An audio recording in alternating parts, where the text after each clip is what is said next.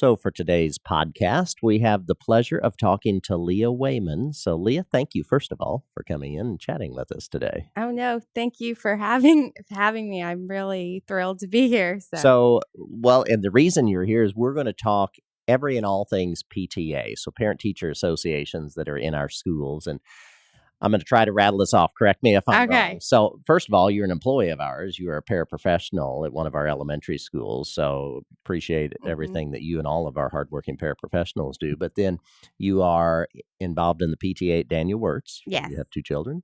You are involved with the PTA at Perry Heights. Yes. You have a student. And then you are now returning to the role of president of the area council PTA. Did I get all of that? Yes. Okay. And then also I am the Southern Region Director of the Indiana State PTA. Okay. So Right. So you clearly are an expert Yeah. in PTA. So first of all, thanks for everything you do for that and all of your counterparts that are working so diligently. So let's just kind of talk about this.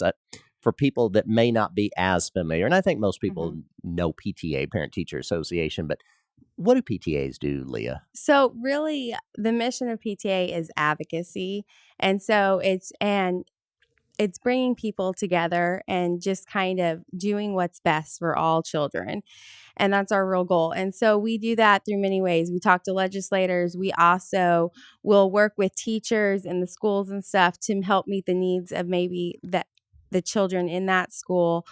And so it's very versatile. We do all kinds of different things. I know a lot of people think of fundraising when they think of PTA, but we're so much more than that. And so it's really just basically meeting the needs of the children and giving, information to parents and teachers and everything and making those connections there. Well, and I think those connections are so key. And as we were chatting beforehand, I've had the pleasure of serving as a principal in a few of our schools many years ago. And I know that was one of the closest relationships I had in each school I worked was not only with the PTA president, but some of those members of PTA who were able to be really active. And you're right.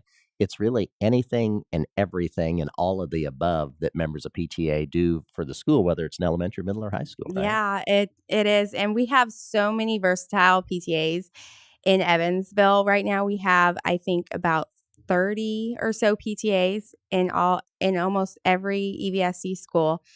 And they're so versatile. We've had some that have come up with their own food banks that actually run food banks out of their school. We've had others that have done like a big brother, big sister program where they will adopt another school to maybe do a supply drive for them and give them supplies and everything and just kind of help.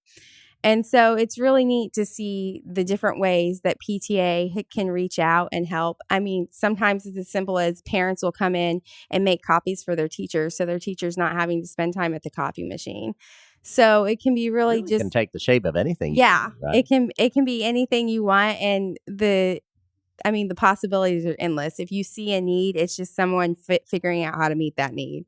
Well, and I think it's important for people to understand this too. Really, as an individual PTA member, you have the flexibility to be involved in as much as you want, or if you're not able. And we certainly have lots of PTA members who have very little time to contribute because of things going on in their life and work.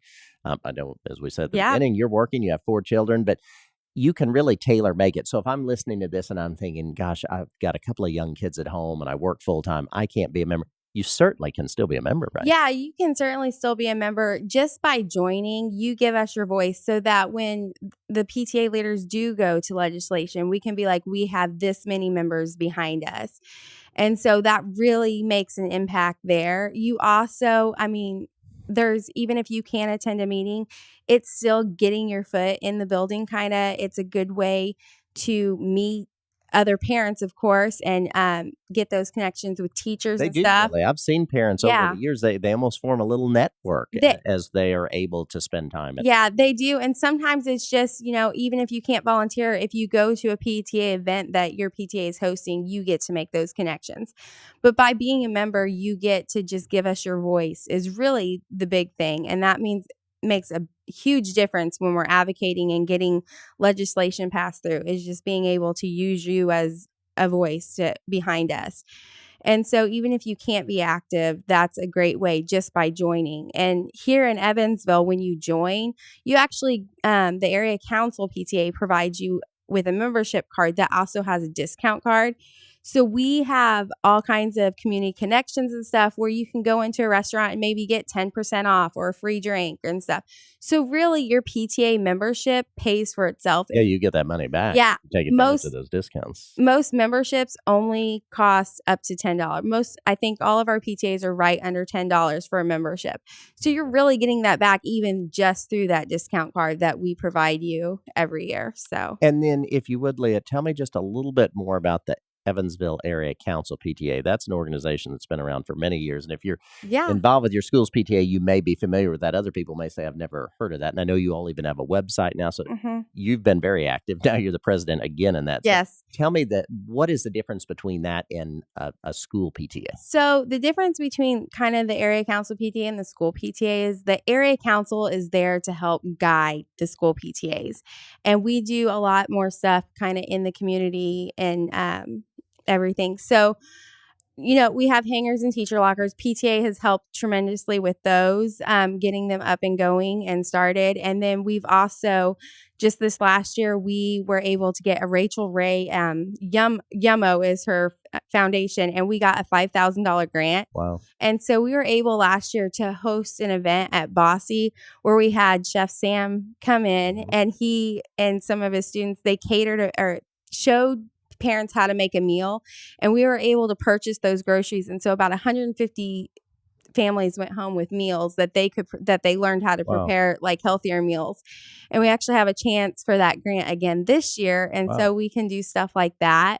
And I know pre-COVID, you and I were talking about the fact, I think you all had even done some advocacy work and speaking on behalf of PTAs and schools in Indianapolis, right? Well, not just Indianapolis. We've done that.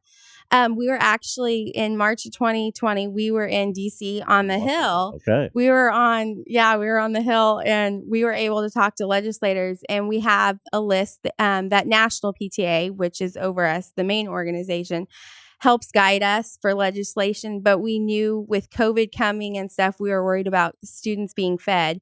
And so we actually, Indiana and Evansville Area Council and a few other of our tri-state PTAs and everything went and we talked to legislators about House Bill 6201, and it's the coronavirus bill, and we were able to push through in one night, getting it where the federal government would pay still for students to have breakfast and lunch, even though they weren't in school so that really just showed the power of a group coming together and uniting their voices, which is really what an organization like Area Council PTA is all about. Oh yeah, and it's amazing to see when you don't think your voice is being heard, and then you see something like that.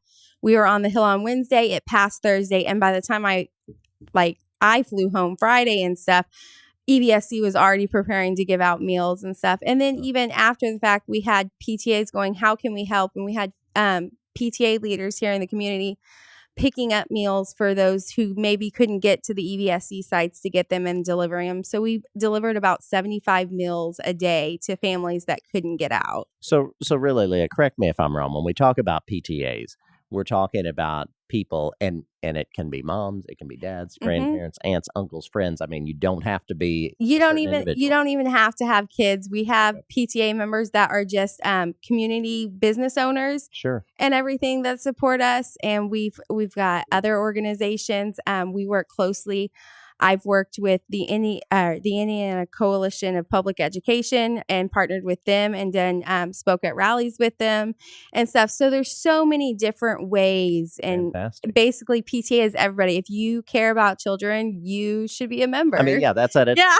It's working together with other people to support kids in schools. I mean, that's really what you're doing, and whatever it's going to take to make that a successful school experience. And so first of all, before we recap, I want to say thank you to you and all of the members of the PTAs in all of our schools, whether you're current, whether you're going to be a member this year, whether you were a past member, all those individuals with Area Council PTA, because it does, the time you all spend, whether you have a lot of time or a little time, it does make a difference. So thank you, first of all, for that. And that's to all of you. But Again, if you want to join PTA, if you're Mhm. listening to this podcast and you're like, this year I want to make sure I join PTA, what do you do?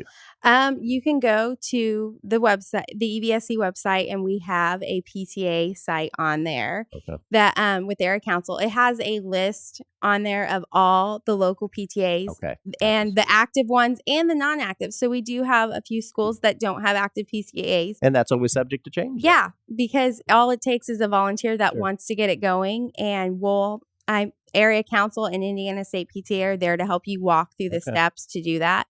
But you can look at those, reach out to your schools at back to school nights and And you know there's stuff. going to be information coming home. We're going to Yes. get started here in just a few weeks. And you know that schools are going to be sending home information about sign up for Yep. PTA. Yeah, and if you don't see that, you can always go on to Facebook. The Evansville Area Council PTA has a Facebook Okay. page, and it's just Evansville Area Council PTA. Great. And you can get information that way. And then also, if you prefer to email, maybe you can't find somebody, I or any of the other area council members are willing to help you, and you can just email us, and that email is just Evansville Area Council PTA at gmail.com. So it's Perfect. long, but it's That's okay. simple. So Well, I think we've taken up more than enough of your time, Leah, because as we said, I think you've got plenty of things on your plate. So we're not going to take up any more time, but thank you for coming in. We look forward to having, again, another fantastic school year, which I have no doubt this year. And a key part of that is because of people like you who are active in PTAs. So thank you to all those people listening. Look for information about signing up for PTA this year. But Leah Wayman, thank you. Oh, well, thank you for having me.